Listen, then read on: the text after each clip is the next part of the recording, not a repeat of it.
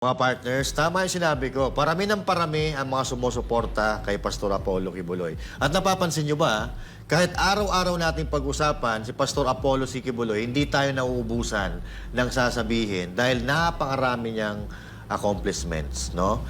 At napakasarap ipagtanggol ni Pastor Apollo si Kibuloy. Hindi lang dahil alam natin na wala siyang kasalanan, kundi marami siyang naiambag na sa Pilipinas at maiaambag pa. Nagkaroon tayo ng pag-asa nung tumakbo si Pastor Apollo si Kibuloy. Partners. Kaya nga ngayon di ba, alata naman natin na sobrang pangit talaga ng kinakainat na ng Pilipinas dahil napamugaran tayo ng mga tiwaling or mga pangit na pamamahala or yung mga nakaupo sa gobyerno. So hahayaan pa ba nating makaulit sila or madagdagan sila? So, syempre hindi.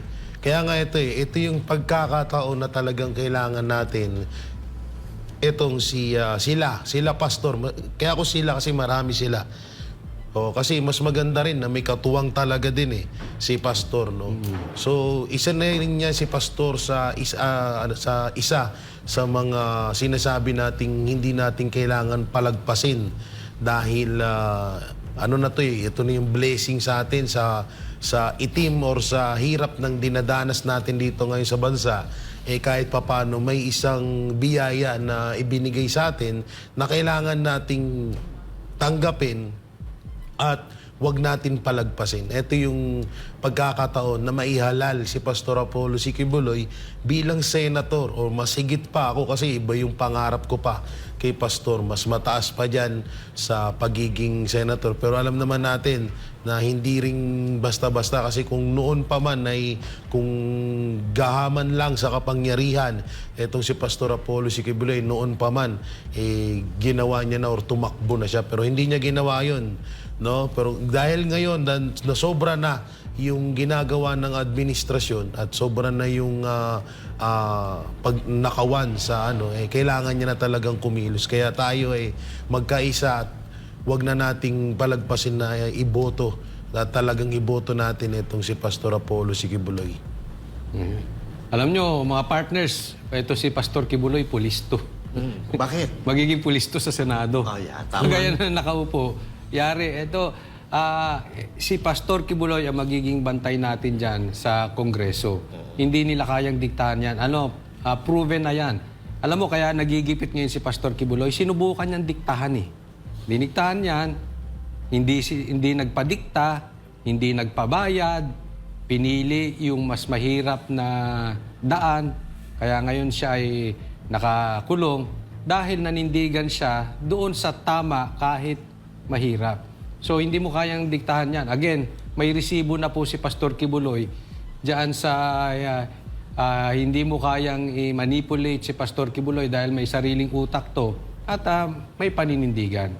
So, kailangan natin ng pulis dyan sa Senado. Palagay ko, ito na yung inaantay natin, si Pastor Kibuloy. Parang magiging parang kung sa panahon ng mga senador noon na namimiss natin, parang magiging Miriam Defensor Santiago. Pwede. Baka pwede. Masigitan pa ni Pastor yun.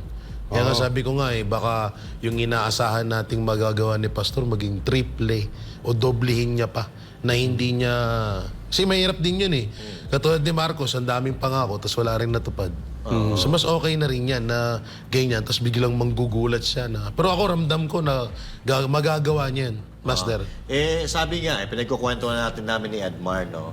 May mga taong matatalino, may mga taong sakto lang. Pero kung na-compare natin kanina, si Miriam Defensor Santiago, kung sumalangit na mga kanyang kaluluwa, no? Sa tingin ko mas magaling si Pastor Kibuloy. Kasi sa academics, magaling talaga yun. Si Miriam Defensor Santiago. Abogada. Pero sa experience, si Pastor Apollo si Kibuloy nagaling mahirap hanggang sa umangat siya na umangat. Si Madam Miriam, parang mayaman na talaga siya. Kumbaga, yung experience pa rin ang mag-aano sa'yo bilang isang tao, magpapakilala sa'yo bilang isang tao, at sa experience na yan, yun ang magtuturo sa'yo. Sabi nga nila, di ba, the best teacher is your experience. Yun, tama-tama, mismo yan. Master Judea.